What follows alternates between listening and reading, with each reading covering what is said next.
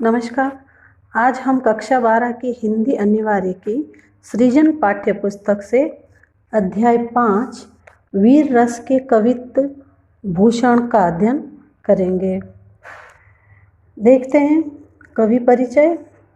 रीतिकाल की श्रृंगार प्रधान काव्य सरिता में वीर रस की प्रबल धार बहाने वाले कवि भूषण का जन्म उत्तर प्रदेश में कानपुर के तिकवापुर गांव में हुआ था।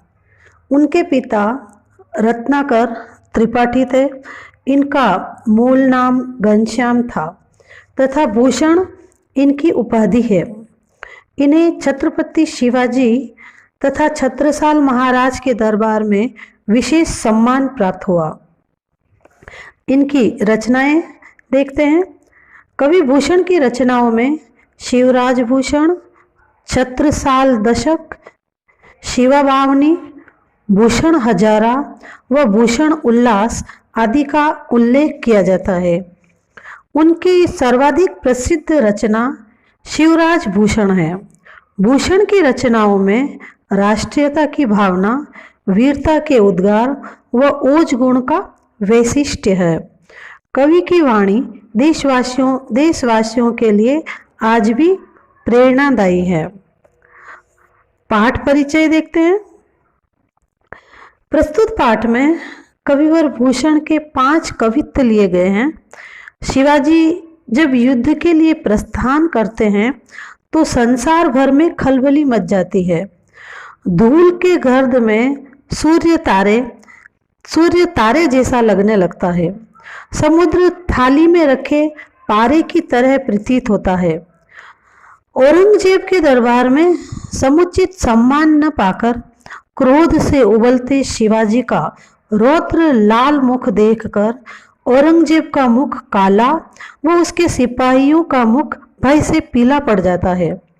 शेषनाग, विधाता, करतार व यमराज के दायित्वों को असल में तो शिवाजी ही निभाते हैं। शिवाजी का शत्रुओं पर आधिपत्य ऐसा है जैसे इंद्र का जंभासुर पर, बड़वानल का सागर पर, राम का रावण पर, वायु का बादलों पर, शंकर का कामदेव पर, परशुराम का सहस्त्रबाहु पर, दावाग्नि का वृक्षों पर, चीते का मृग समूह पर, शेर का हाथियों पर, प्रकाश का अंधकार पर व श्री कृष्ण का कंस पर है। इसी प्रकार कवि शिवाजी की तुलना गरुड़, सिंह, इंद्र, बाज एवं सूर्य से करता है। कवि मानता है कि सूर्य के समान नवखंड भूमंडल पर सर्वत्र शिवाजी का वर्चस्व है। आइए देखते हैं वीर रस के कवित्व व्याख्या देखते हैं। पहला कवित्व देखिए। इसमें साजी चतुरंग सेन अंग में उमंगधारी, सरजा शिवाजी जंग जीतन चलत है। भूषण भनत नाद विहद नगारन के, नदी नद मद घेबरन के रलत है। एल फेल खेल भेल खलक में घेल घेल, गजन की ठैल पैल सेल उसलत है। तारा सो तरनी दूरी धारा में लगत जिमी, थारा पर पारा पारावार यो हलत है। देखिए इस कवित्व का प्रसंग देखते हैं। यह उद्धरण महाकवि भूषण द्वारा रचित कवित्वों से उद्धृत है। इसमें शिवाजी की विजय यात्रा एवं सेना की विशालता का चमत्कारी वर्णन किया गया है। देखिए कवित्व की व्याख्या देखते हैं। साजी चतुरंग सेन अंग में उमंगधारी, सरजा शिवाजी जंग जीतन चलत है। कविवर भूषण कहते हैं कि जब शिवाजी अपनी चतुरंगिणी सेना को सजाकर तथा अंगों में अत्यधिक उमंग रखकर बड़ी उत्साह के साथ शत्रुओं से युद्ध जीतने चल पड़ते हैं तो उस समय उनकी अनोखी शोभा होती है। साजी चतुरंगे सेन अंग में उमंग धरी, सरजा शिवाजी जंग जीतन चलत है। शिवाजी तैयार होकर अपनी चतुरंगिणी सेना को सजाकर और उत्साह से भरे हुए शत्रुओं से युद्ध जीतने के लिए चल पड़ते हैं, तो उस समय उनकी शोभा अनोखी दिखती है। युद्ध के लिए प्रस्थान करते समय उनके नगाड़ों की भारी आवाज चारों ओर गूंजने लगती है। देखिए, भूषण भनत नाद विहद नगारन के, जो उनके युद्ध स्थल पर बड़े बड़े नगाड़े पड़े हुए हैं, उन नगाड़ों की भारी आवाज चारों ओर गूंजने लगती है जब शिवाजी युद्ध के लिए प्रस्थान करते हैं। नदी नद मद घेबरन के रलत हैं और हाथियों की मदधारा से बड़े बड़े नदी नाले बहने लग जाते हैं।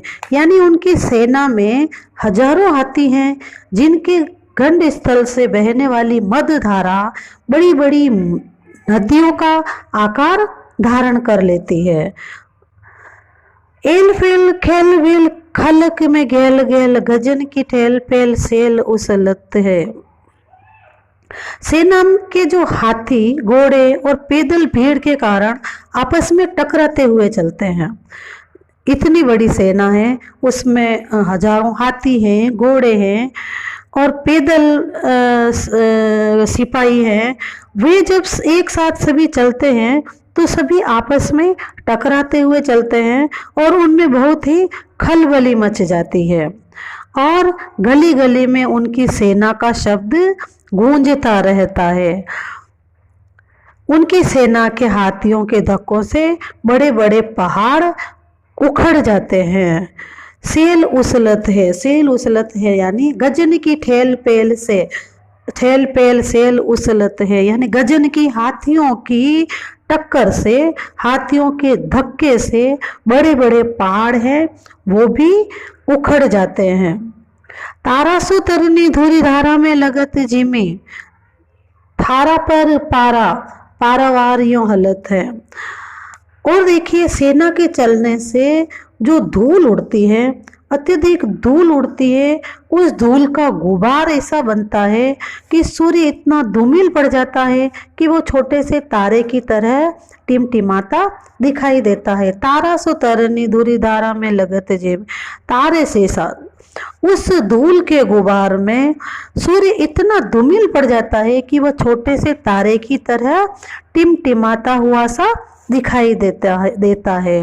और थारा पर पारावार यो हालत है। और समुद्र पर धूल के कारण जो परत एक जम जाती है पानी के ऊपर, ऐसा लगता है कि थाली पर रखे गए पानी या पारे की तरह हिलता हुआ समुद्र वो दिखाई देता है।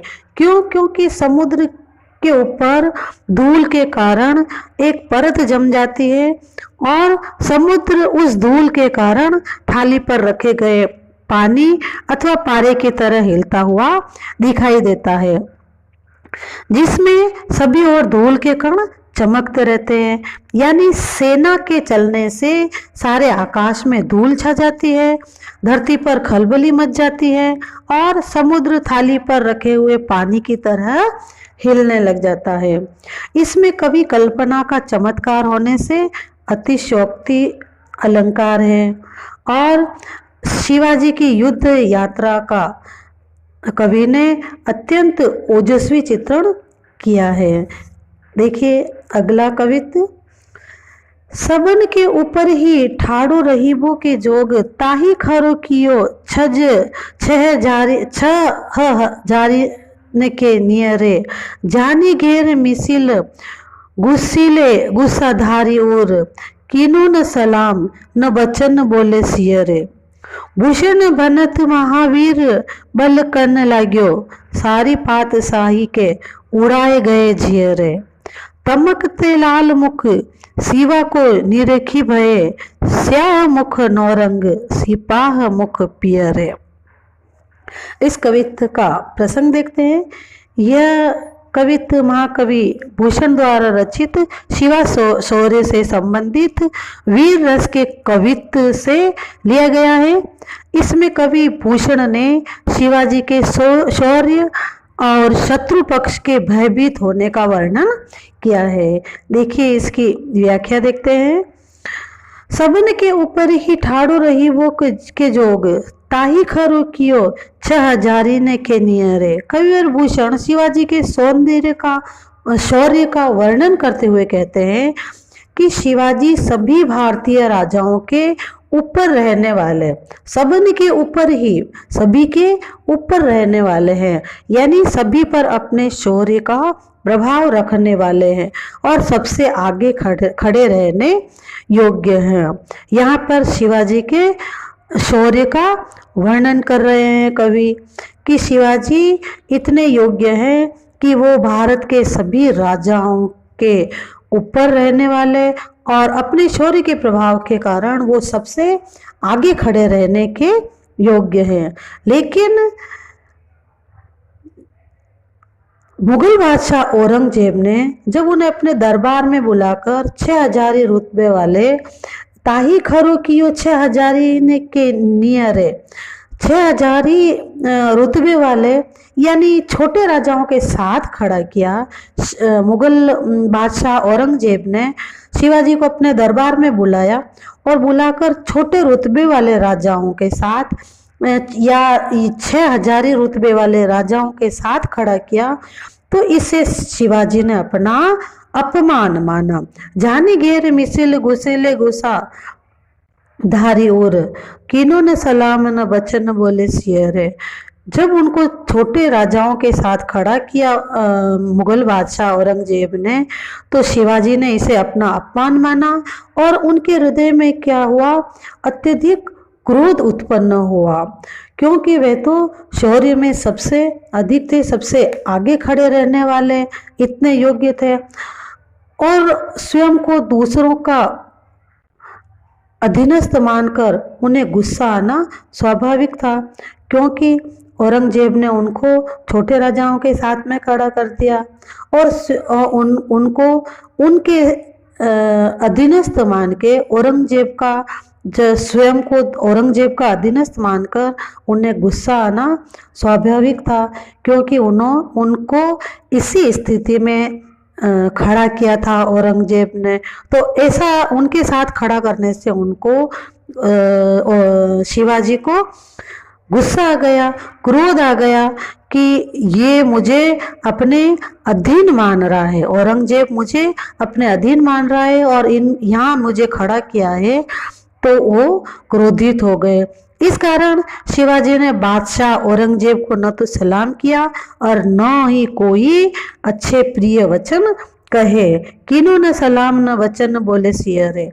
उन्होंने ना तो औरंगजेब को सलाम किया और न उनको कोई अच्छे प्रिय वचन कहे। भाव ये है कि गुस्से में आकर न तो बादशाह औरंगजेब को उन्होंने सलाम किया, न जयकार के रूप में कोई प्रशंसात्मक विनम्र वचन कहे।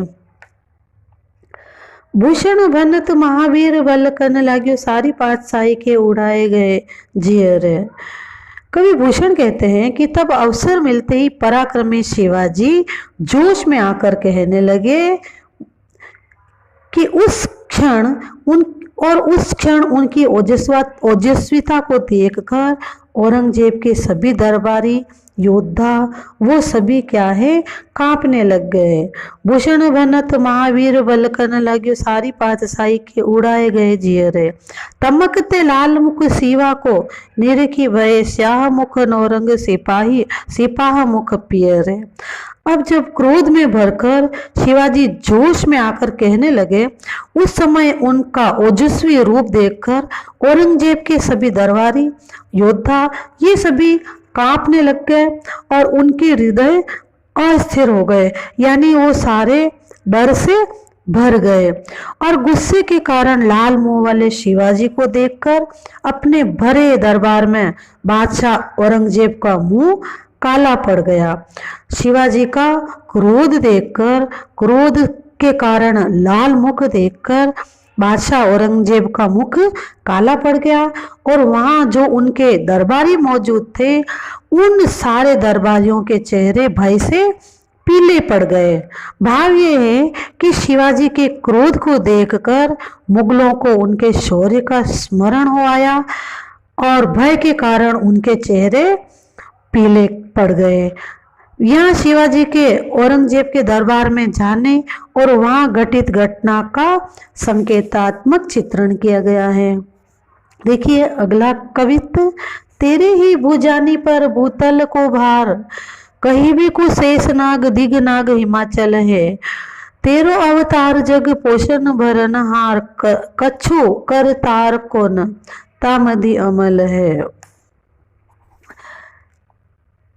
साहित्य ने सर्जा समत शिवराज कवि, भूषण कहत जीवो तेरो ही सफल है। तेरो करबाल करे म्लेच्छन को काल, बिन काज होत खाल बदनाम धरातल है। प्रसंग देखते हैं इस कवित्व का। प्रस्तुत अवतरण महाकवि भूषण द्वारा रचित शिवाजी के शौर्य पर आधारित वीर रस के कवित्व से लिया गया है। इसमें शिवाजी को धरती का भरण पोषण करने वाला तथा मुगलों के लिए काल बताया गया है।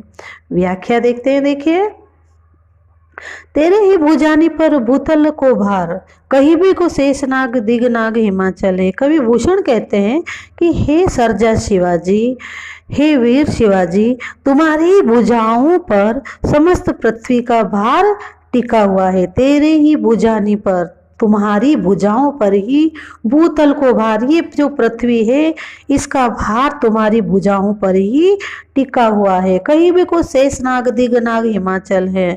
ये शेषनाग दिगनाग और हिमालय को पृथ्वी का भार उठाने वाला कहना तो कोरा कथन है।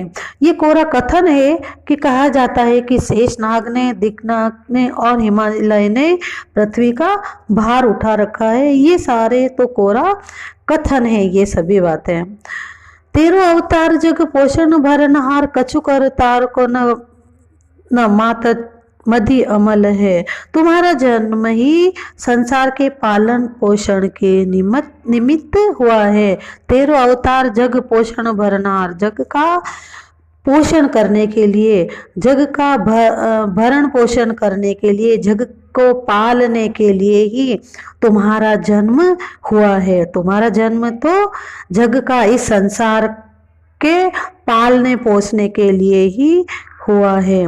इस कार्य में विधाता का कोई श्रेय या कोई उनका काम नहीं है। कछु कर तार को नता मधि अमल है।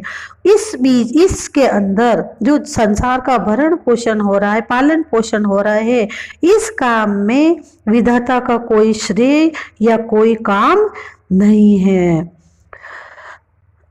साहित्य ने सर्जा समत शिवराज कही, भूषण कहत जीवो तेरो ही सफल है। कवि भूषण कहते हैं कि हे शाहजी के पुत्र शिवाजी, शाहजी के पुत्र कौन? शिवराज, शिवाजी, आप सब तरह से समर्थ हैं। हे शाहजी के पुत्र, आप हर तरह से, सभी प्रकार से आप समर्थ और शक्ति संपन्न है और इस धरती पर आपका ही जीवन सफल है। हे शिवाजी, तेरो करवाल करे म्लेच्छन को काल, बिन काज होत काल बद नाम धरातल है। हे शिवाजी, आपकी ये तलवार है, ये मुगलों का प्राण हरने वाली यानी यमराज जैसी है, काल जैसी है। हे शिवाजी, तुम्हारी ये तलवार है, ये म्लेच्छन, करवाल यानी तलवार, म्लेच्छन मुगलों का, ये आपकी तलवार है, ये मुगलों के प्राणों का हरण करने वाली है, यानी ये काल जैसी है, यमराज जैसी है। और इस धरती पर दुष्टों के प्राण लेने में काल को व्यर्थ ही बदनाम किया जाता है। व्यर्थ ही काल का नाम लिया जाता है, काल को बदनाम किया जाता है कि यहाँ धरती पर जो दुष्ट हैं उनके प्राण काल लेता है, ऐसा कहकर काल को व्यर्थ ही बदनाम किया जाता है। ये काम तो आपकी तलवार सहजता से कर देती है, यानी दुष्टों का नाश आपकी तलवार सहजता से कर देती है। शिवाजी के सौंदर्य का वर्णन भिन्न प्रकार से किया गया है और उनको विधाता से बढ़कर बताया गया है और उनकी तलवार को यहाँ कवि काल के समान बताकर कवि उनमें अपनी आस्था प्रकट कर रहा है। आगे देखिए अगला कवित्व। इंद्र जिमि जम्ब पर वाड़व जो अम्ब पर, रावण संदप पर कुल रघुकुल राज है। पौन वारी वाह पर शंभु रतिनाह पर, जो सहस्त्र बाहु पर राम द्विज राज है। दावा ध्रुव दंड पर चिता मृग झुंड पर, भूषण वितुंड पर जैसे मृग राज है। तेज तम अंश पर कान जिमि कंस पर, योमलिच वंश पर शेर शिवराज है। देखिए इस कवित्व का प्रसंग, ये अवतरण कविवर भूषण द्वारा रचित शिव प्रशस्ति प्रसंग से संबंधित है। इसमें कवि ने विभिन्न प्रसिद्ध कथानकों की उपमा देकर शिवाजी के शौर्य और उनका वीरता पूर्वक मुगलों पर आक्रमण का वर्णन किया है। आइए देखते हैं इसकी व्याख्या। इंद्रजिमि जम्ब पर वाड़व जो अम्ब पर, रावण संदप पर रघुकुल राज हैं। कवि भूषण कहते हैं कि इंद्र ने जिस प्रकार जम्बासुर नामक दैत्य पर जम्बासुर नामक दैत्य पर आक्रमण करके उसे मारा था, और जिस प्रकार वाडवाग्नि समुद्र के पानी को जलाकर सोख लेती है, वाड़व जो अम्ब पर, वाड़व वाडाग्नि समुद्र के जो जल को है वाडाग्नि जिस प्रकार जलाकर सोख लेती है, अभिमानी और छल कपटी रावण पर जिस प्रकार राम ने आक्रमण किया था, रावण संदप पर रघुकुल राज है, राम ने रघुकुल राज यानी राम ने जिस प्रकार रावण पर आक्रमण करके और रावण पर जिस प्रकार उन्होंने आक्रमण किया, छल कपटी रावण पर विजय प्राप्त की।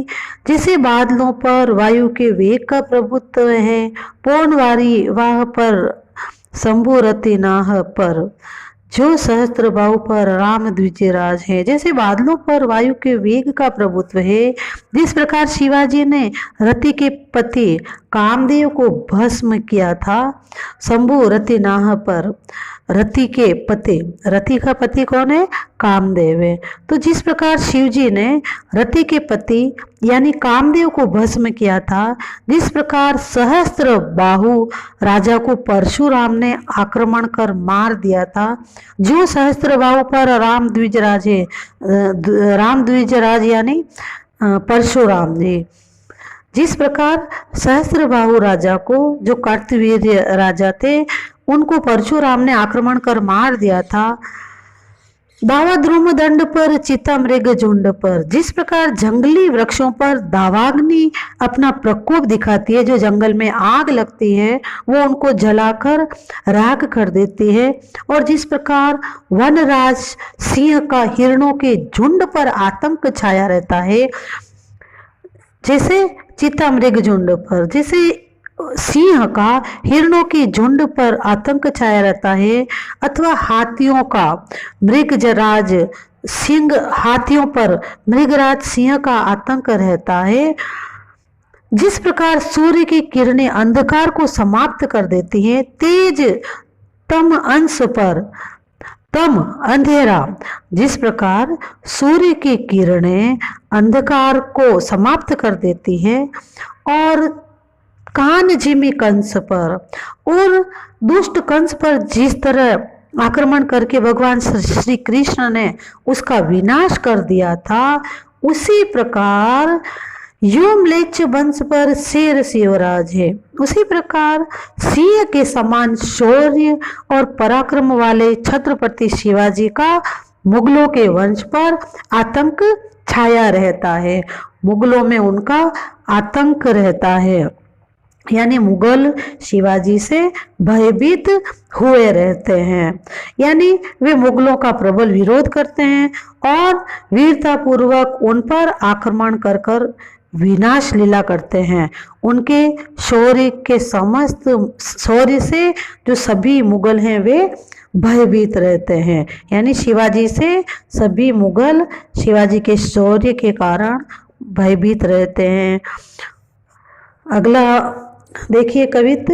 गरुड़ को दावा जैसे नाग के समूह पर, दावा नाग जुआ पर सिंह सिर ताज को। दावापुर हूत को पहारन के कुल पर, दावा सभ्य पच्छिन के घोल पर बाज को।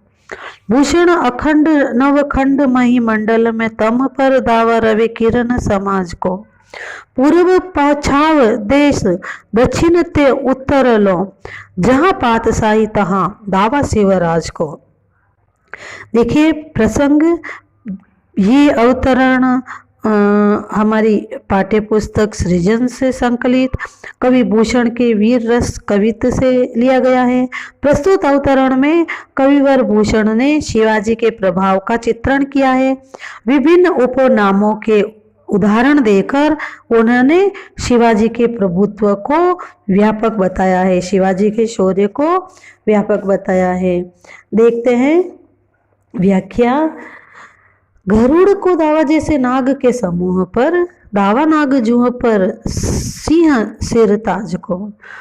कवि भूषण कहते हैं कि पक्षीराज गरुड़ का प्रभुत्व सदा सर्पों के समूह पर होता है।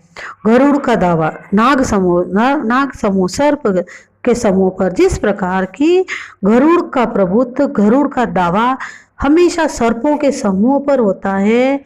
दावा नागजुओं पर सिंह सरताज को, और बलशाली सिंह का प्रभुत्व हमेशा हाथियों की झुंड पर होता है। दावापुर हुत को पहाड़न के कुल पर, इंद्र का प्रभाव पर्वतों के कुल पर माना जाता है। यानी पर्वतों के कुल पर इंद्र का प्रभाव है। देवराज इंद्र ने पर्वतों के पंख काट लिए थे और उनको निश्चेष्ट कर दिया था। दावा सभी पक्षी के गोल पर बाज को, और सभी पक्षियों के झुंड पर, जो पक्षियों का झुंड होता है उस पक्षियों के झुंड पर सदा ही बाज का अधिकार रहता है। भूषण अखंड नवखंड मही मंडल में, तम पर दावा रवि किरण समाज को। इसी प्रकार क्या है, कवि भूषण कहते हैं कि अखंड नवखंड 9 भागों या 9 द्वीपों में विभक्त पृथ्वी को 9 भागों 9 खंड में विभक्त माना गया है। 9 भाग या द्वीपों में विभक्त पृथ्वी में व्याप्त जो अंधकार पर सूर्य की किरणों का प्रभुत्व रहता है, यानी जिस प्रकार पृथ्वी के अंधकार पर सूर्य की किरणों का प्रभुत्व रहता है, और पूर्व से पश्चिम तक, उत्तर से दक्षिण तक सभी राज्यों में, यानी चारों दिशाओं में जहाँ जहाँ मुगलों की बादशाही है, वहाँ वहाँ छत्रपति शिवाजी का अपने अधीन करने का आतंक छाया रहता है। यहाँ पर पूर्व पछा देश दक्षिण ते उत्तर लो, जहाँ पातशाही तहाँ दावा शिवराज को। जहाँ जहाँ मुगल है, मुगल बादशाह है, वहाँ वहाँ शिवाजी शिवाजी का अपने अधीन करने का प्रभुत्व या उनका आतंक छाया रहता है। पातशाही से कवि का आशय ये है कि जहाँ तक मुगलों का साम्राज्य है, शिवाजी उस पर समस्त साम्राज्य को हस्तगत करने में समर्थ है, उस समस्त साम्राज्य को अपने अधीन करने में समर्थ हैं, क्योंकि मुगल बादशाह शिवाजी से अत्यधिक भयभीत और शंकित रहते हैं। ये वीर रस के कवित्त भूषण की हमने पाठ की व्याख्या की। अगला पाठ की व्याख्या हम आगे के वीडियो में देखेंगे। तब तक के लिए धन्यवाद।